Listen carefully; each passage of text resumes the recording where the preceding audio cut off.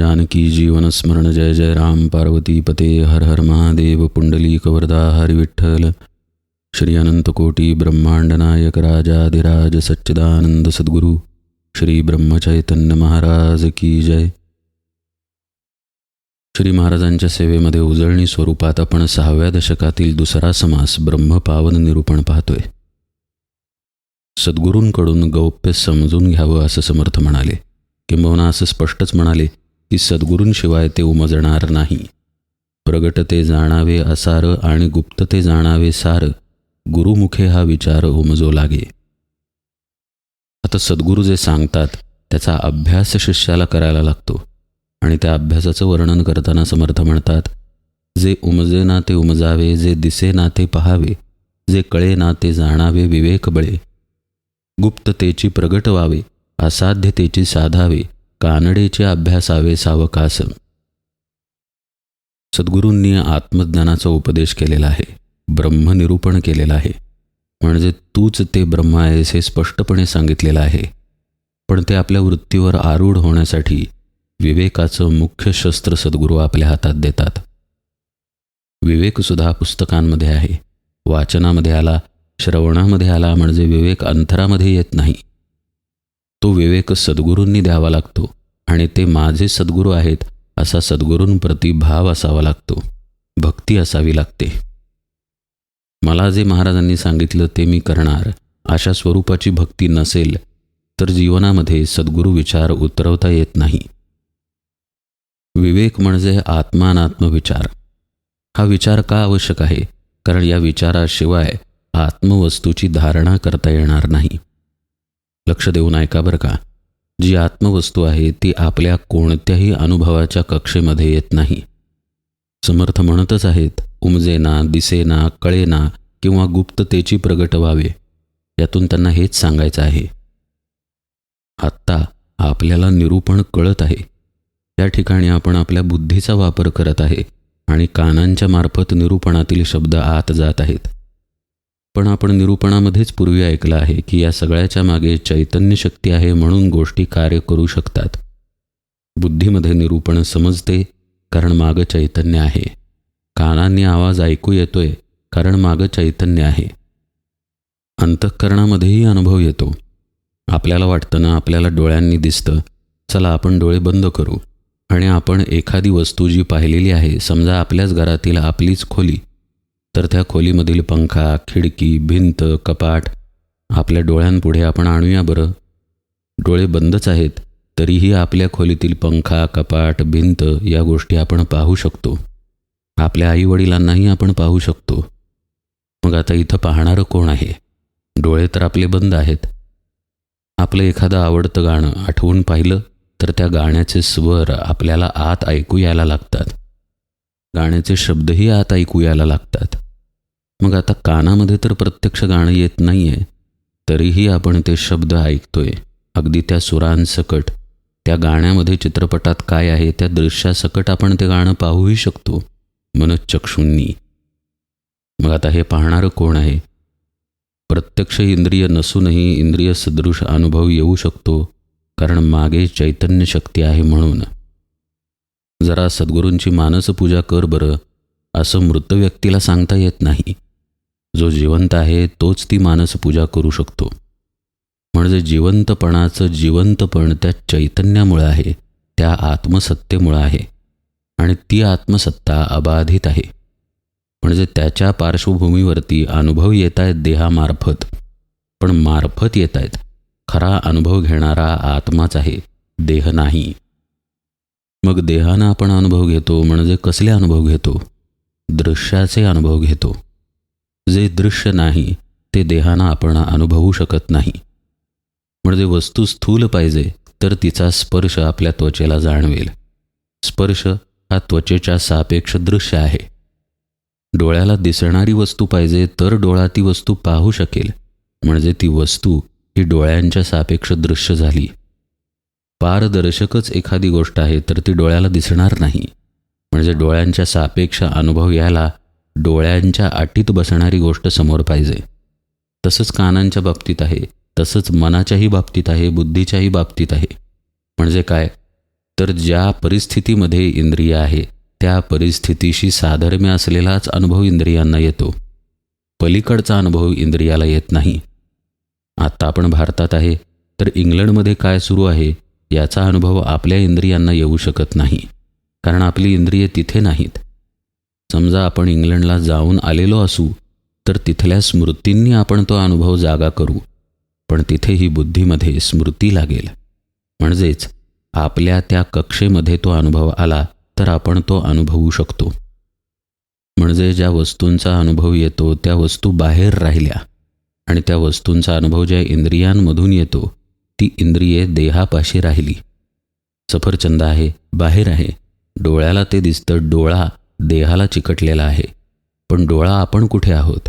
डोळ्यामधून फक्त प्रकाश आत जातोय. जणू एखादी खिडकी असावी, खिडकीतून नाही का प्रकाश आत येत आणि मग बाहेरच्या वस्तूचं आपल्याला ज्ञान होतं. म्हणजे जसं खिडकीच्या मागे आपण ज्ञान घेणारे आहोत तसंच डोळ्याच्या मागे ज्ञान घेणारा आत्मा आहे, म्हणून डोळ्याला दिसू शकतं.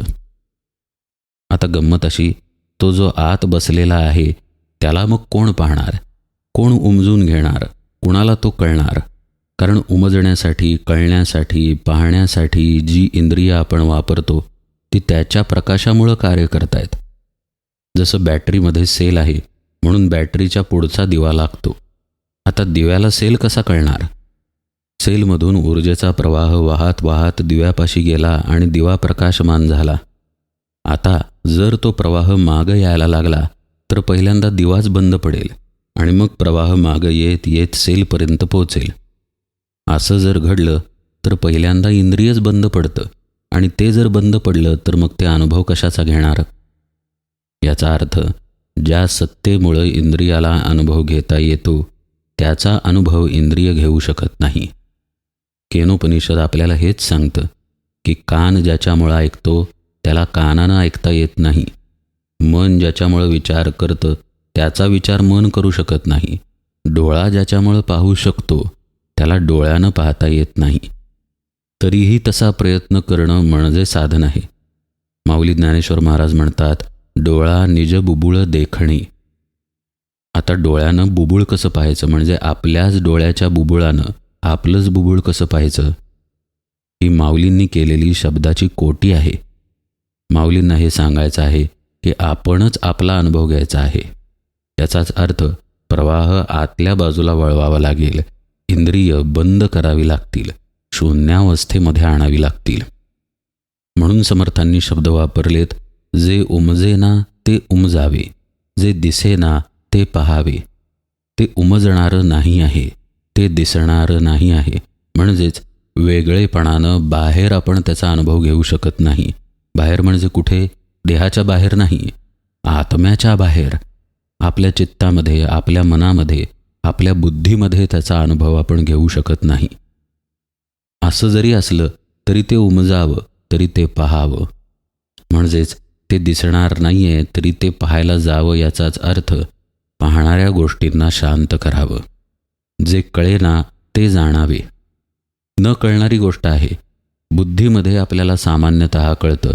पुन्हा तोच न्याय, ज्या आत्मप्रकाशामुळं बुद्धी कार्य करू शकते त्या आत्मप्रकाशाला बुद्धी कशी जाणणार? जर बुद्धी बंद झाली तर तिथे फक्त प्रकाश उरला आणि मग तोच त्याला जाणू शकणार. म्हणूनच आत्म्याला स्वसंवेद्य अशी संज्ञा आहे. अन्य कुणीही आत्म्याला जाणू शकत नाही एका आत्म्याखेरीज. उपनिषद असं सांगतं की नायमात्मा प्रवचनेन लभ्या न मेधया न बहुना श्रुतेन. म्हणजे आत्मा कशानं कळेल? प्रवचन करून नाही, ऐकूनही नाही, बुद्धीनंही नाही. उपनिषद सांगतं की भगवंताची कृपा झाली तरच आत्मा कळेल, म्हणजेच आत्म्यालाच आत्मा कळेल. हा भगवंत आणि आत्मा निरनिराळा नाही. म्हणून समर्थ विवेक बळे असा शब्द वापरतात. कारण आपल्याकडं आयुध आहेत. कानांनी आपण निरूपण ऐकतोय, बुद्धीमध्ये ते समजून घेतोय, मनामध्ये आपण विचार करतोय, सगळी आयुध आपल्यापाशी आहेत. पण त्या आयुधांना आत्मा गोचर नाही. म्हणून आपल्याला विवेकाचं बळ लागतं, जो विवेक सद्गुरूंकडून यावा लागतो.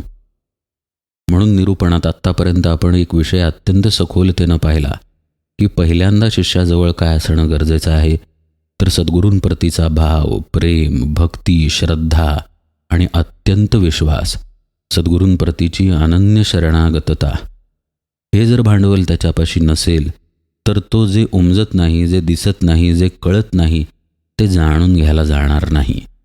तिथे विश्वासच लागेल आणि हा विश्वासच विवेकाचं बळ वाढवतो. सतत हे अनुसंधान की मी हा देह नाही, कानांनी ऐकू येतंय पण मी हा कान नाही, डोळ्यांनी दिसतंय पण मी हा डोळा नाही, मनात विचार येत आहेत पण मी म्हणजे मन नाही, मी म्हणजे हा देह नाही. सततचे हे विचार, सततचं हे चिंतन हे जर बाळगलं तरच साधकाला या वाटेवरती जाता येईल. मग इथे अर्धवट झालं की मी हे नाही, मग मी कोण आहे? तर ते सद्गुरूंनी सांगितलेलं असतं की तू तेच आहेस आणि ते जे आहे स्वरूप ते गुप्त असतं. म्हणून समर्थ म्हणतात गुप्ततेची प्रगट व्हावे. ते प्रगट होईल का? मुळात ते गुप्त आहे का? गुप्त ना प्रगट आहे हा साक्षात, असं आत्म्याबद्दल म्हटलं जातं. म्हणजे तो गुप्त नाहीच आहे तर प्रगट होण्याचा प्रश्नच येत नाही. तरीही समर्थ हे दोन्ही शब्द या ओळीत वापरतात, गुप्ततेची प्रगट व्हावे. कारण हा समर्थांनी केलेला उपदेश साधकाच्या सापेक्ष केलेला आहे. गुप्त ना प्रगट आहे हा साक्षात ही सिद्धाची अनुभूती आहे, साधकाची ती अनुभूती नाही. साधकाच्या दृष्टीनं आत्मस्वरूप गुप्त आहे म्हणून समर्थ म्हणतात ते प्रगट व्हावं. म्हणजेच त्याचा अर्थ असा की आत्मस्वरूपाच्या जाणीवेमध्ये जावं. अहम आत्मा हे कधीची विसरू नये या अनुसंधानात राहावं. तरच असाध्य असलेलं आत्मस्वरूप साधलं जाईल. कानडेची अभ्यासावे सावकास हे घडेल. कानडेची म्हणजे न कळणारं जे आहे त्याचा अभ्यास केला जाईल. कानडा याचा आणखीन एक अर्थ म्हणजे इंद्रियांना न कळणारा. त्याचा अभ्यास केला जाईल म्हणजेच इंद्रिय शांत होऊन आत्मस्वरूपालाच आत्मस्वरूपाची भेट होईल. ही जी कृती आहे साधनेची, ही ऐकणं आणि प्रत्यक्ष करणं यामध्ये महद अंतर आहे. ही प्रत्यक्ष करण्यासाठी पहिल्यांदा सद्गुरुमुखातून श्रवण घडावं लागतं.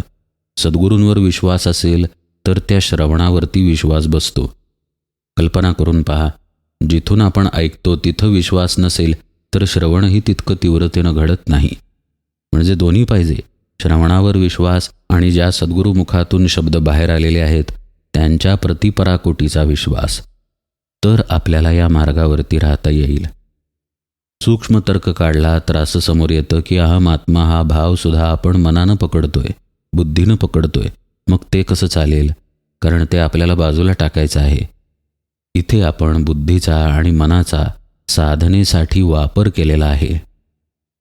जी गोष्ट देह तादात्म्यता वाढवते ती गोष्ट न करणं हे साधन मार्गातील पथ्य आहे. असं पहा, आपला देह आहे तर तो निष्क्रिय कसा बसेल? बुद्धी आणि मन निष्क्रिय राहणार नाही. म्हणून तर भगवंताचं नाम, पूजन, मानसपूजा, ध्यान इत्यादी साधनांचं प्रयोजन आहे. देह आहे म्हणून साधनेचं प्रयोजन आहे. देहच नसता तर ध्यानाला कोण बसणार? नामस्मरण कोण करणार? मानसपूजा कोण करणार? म्हणजे देहाचा वापर साधनेसाठी करता येतो. तसाच देहाच्या आतील मनाचा, चित्ताचा, बुद्धीचा वापरही करता येतो. तो करणं म्हणजे आत्मानुसंधान ठेवणं आहे. काट्यानं काटा काढत नाही का आपण? अहो, अगोदरच काटा आत घुसलेला आहे, तुम्ही आणखी काय शरीरात घुसवताय असं आपण काटा काढणाऱ्याला म्हणत नाही. ते दुसरं जे आहे ते आपण सुखानं घुसवून घेतो, का तर त्यानं काटा निघणार आहे म्हणून. तसंच मनाचा, चित्ताचा, बुद्धीचा वापर साधक साधनेमध्ये करतो खरा, पण त्याच्या पलीकडे जाण्यासाठी आपल्याला ध्यानाला बसण्यासाठी मनात विचार करावा लागणार आहे की ध्यानाला बसूया. बुद्धीला निर्णय करावा लागणार आहे. पंचभूतात्मक देह जरी असला तरी तो मांडी घालून ध्यानाला बसवावा लागणार आहे. पण बसल्यानंतर मात्र आता त्या देहाला, मनाला, बुद्धीला मागं टाकायचं आहे. आता मी यापैकी कुणीही नाही, माझा आणि यांचा काहीही संबंध नाही. विचार वगैरे तर लांबच राहिले. मी आत्मा या भावामध्ये स्थिर राहायचं आहे. हे घडावं यासाठीचं श्रवण, हे घडावं यासाठीची सद्गुरूंप्रतीची श्रद्धा, भाव, भक्ती आणि अनन्यता साधकापाशी लागते. असं हे ब्रह्म कसं आहे?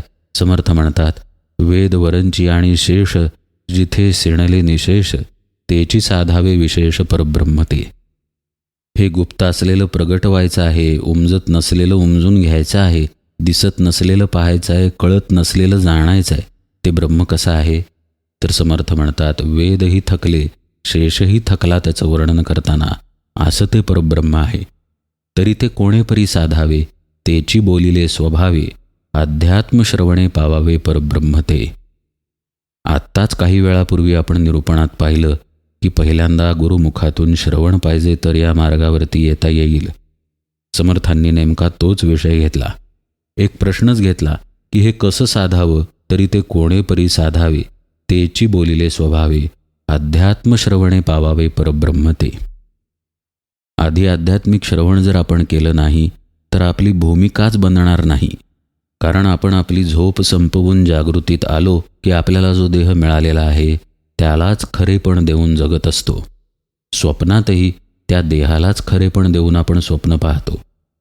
दुसरी कोणीतरी व्यक्ती आहे म्हणून आपल्याला स्वप्न पडत नाही. पहा, आपल्याच सापेक्ष आपल्याला स्वप्न पडतं. आपण मंदिरात गेलोय, आपण राजवाड्यात गेलोय, आपण दऱ्याखोऱ्यांमध्ये जंगलांमध्ये गेलोय, असं आपल्याला स्वप्न पडतं. म्हणजे आपल्या व्यतिरिक्त कुणी तिथं गेलंय असं स्वप्न आपल्याला पडत नाही. म्हणजे देहतादात्म्यतेनं आपला जो मी आहे तो स्वप्नामध्येही कायम असतो. अशी जर आपली अवस्था असेल तर हे जे आत्मज्ञान आहे त्याच्या वाटेवरती यायला एकच मार्ग शिल्लक राहतो आणि तो म्हणजे अध्यात्म श्रवण. म्हणून समर्थ त्याचा आग्रह धरतात. पुढेही त्यांनी आत्म्याचंच वर्णन केले. पृथ्वी नव्हे, आप नव्हे, तेज नव्हे, वायू नव्हे, वर्ण वेगता ऐसे नव्हे अव्यक्तते. आत्तापर्यंत पाहिलेल्या काही ओव्या आणि पुढच्या काही ओव्यांमधून समर्थांनी अनेक उपनिषदे आपल्यापुढे उघडी करून ठेवलेली आहेत.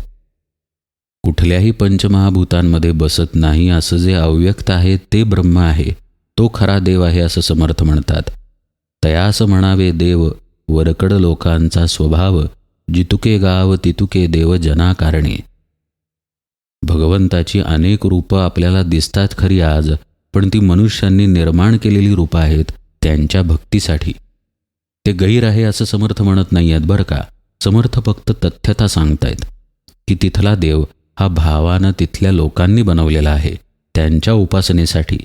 उपासनेमधून त्यांना त्यांच्या देहाचा विसर पडत असेल आणि त्यांच्या स्वरूपाला ते प्राप्त होत असतील तर सगुण भक्तीचं इप्सित तिथं साध्य झालंच आहे. पण समर्थ सांगतायत की खरा देव हा असा अव्यक्त आहे. वर्णव्यक्त ऐसे नव्हे अव्यक्त ते असा आहे. ऐसा देवाचा निश्चय झाला, देव निर्गुण प्रत्यया आला, आता आपणची आपला शोध घ्यावा. श्रवण सद्गुरूंकडून घडतं आणि मग शिष्याला या गोष्टी कळतात, तोपर्यंत कळत नाहीत.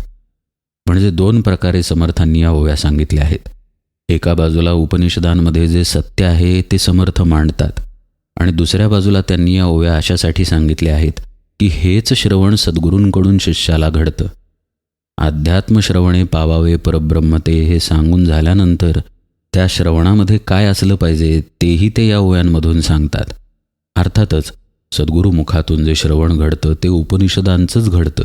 भगवद्गीता, वेद किंवा संतांचे ग्रंथ जे आहेत त्यात जे सांगितलेलं आहे त्याचंच घडतं आणि त्यात या व्यतिरिक्त अन्य काही सांगितलेलं नाही. पुढचीच ओवी पहा. माझे शरीर ऐसे म्हणतो, तरी तो जाण देहा वेगळाची तो, मन माझे ऐसे जाणतो, तरी तो मनची नव्हे. आता हीच गोष्ट गोंदवलेकर महाराजांच्या प्रवचनात नाही का? अनेक ठिकाणी आली आहे. एका प्रवचनात तर स्पष्टपणे ते म्हणतात की आपलं डोकं दुखतं म्हणतो, मी दुखतो आपण म्हणत नाही. आपला हात दुखतो, पाय दुखतो असं म्हणतो आपण, मी दुखतो असं म्हणत नाही. म्हणजे जे माझं आहे म्हणतो ते म्हणजे मी नाही. इतकंच काय श्री महाराज पुढं जाऊन म्हणतात, माझा देह, माझं मन, माझे प्राण आपण म्हणतो, म्हणजे तेही मी नाही. म्हणजे व्यवहारात बोलताना मी आपल्या देहापेक्षा वेगळा आहे हे आपण कबूल करतो असं श्री महाराज म्हणतात. हे जे श्री महाराजांनी सांगितलेलं आहे ते उपनिषदांमधलंच सांगितलं आहे आणि तीच गोष्ट समर्थ या ओवीत सांगतात. माझं शरीर तू म्हणतोयस, म्हणजे इथेच अर्थ नाही का झाला की तू शरीर नाहीस. माझं मन तू म्हणतोस, म्हणजेच इथे अर्थ नाही का झाला की तू मन नाहीस. असं श्रवण सद्गुरुमुखातून घडतं हे समर्थांना सांगायचं आहे. हे श्रवण जोपर्यंत घडत नाही तोपर्यंत मन म्हणजे आपणच आहोत की, किंवा देह म्हणजे हा मीच आहे की, हाच भाव आपल्यापाशी दृढ असतो. जेव्हा सद्गुरूंकडून आत्मज्ञानाविषयीचा विचार ऐकला जातो, आपल्या देहाबद्दलचं सत्यत्व ऐकलं जातं, तेव्हा मात्र मग शिष्याचे डोळे उघडतात. तो अंतर्मुख व्हायला लागतो. पाहता देहाचा विचार, अवघा तत्वांचा विस्तार, तत्वे तत्व झाडिता सार, आत्माच उरे, हे सद्गुरू त्याला सांगतात. सगळा तत्वविस्तार आहे हे तर उघडच आहे, पण तो विस्तार आहे म्हणजे त्याच्या मुळाशी काहीतरी आहे ना. झाडाची पानं हलताना दिसतायत म्हणजेच झाडाचं मूळ कुठेतरी खोल आहे ना. फळं लागलेली दिसतात, फुलं लागलेली दिसतात म्हणजेच ते झाड जिवंत आहे ना. त्याचा जिवंतपणा त्या फळांच्या, फुलांच्या, पानांच्या, फांद्यांच्या आड कुठेतरी आहे. पान बाजूला केलं की तो जिवंतपणा सापडतो, हे सद्गुरूंकडून शिष्याला लक्षात येतं. म्हणजे हा देह आहे खरा, वर्तन करतोय, कर्म करतोय, या देहामध्ये विचार होत आहेत, बुद्धीमध्ये निर्णय होत आहेत, देहामधून अनुभवही येत आहेत, पण हे सगळं ज्या सत्तेमुळं घडतं, ती सत्ता या अनुभवांच्या पलीकडे गेल्याशिवाय प्रकाशमान होणार नाही, हे शिष्याला कळायला लागतं. आणि मग तो त्याचा स्वतःचा शोध त्याच्याच आत घ्यायला लागतो. या पुढच्या ओळ्या पण अत्यंत महत्त्वाच्या आहेत. साधनेची पद्धती कोणती, कशा प्रकारचं श्रवण घडतं सद्गुरूपायी, हे सगळं समर्थांनी सांगितलेलं आहे. साधन पद्धतीतील क्रमही समर्थ समजावून सांगतात. पण तो सर्व भाग आपण यथावकाश उजळणीमध्ये पाहूया. आज मात्र निरूपण सेवेला इथेच विराम देतो. जानकी जीवन स्मरण जय जय राम.